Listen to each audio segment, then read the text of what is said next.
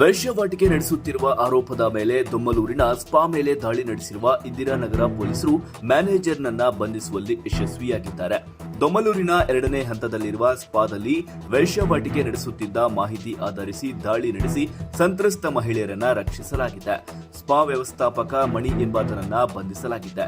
ಮಾಲೀಕ ಉಪೇನ್ ರಾಠಿ ತಲೆಮರೆಸಿಕೊಂಡಿದ್ದು, ಬಂಧನಕ್ಕೆ ಎಲ್ಲ ರೀತಿಯ ಕ್ರಮವನ್ನ ವಹಿಸಲಾಗಿದೆ ಎಂದು ಪೊಲೀಸರು ತಿಳಿಸಿದ್ದಾರೆ.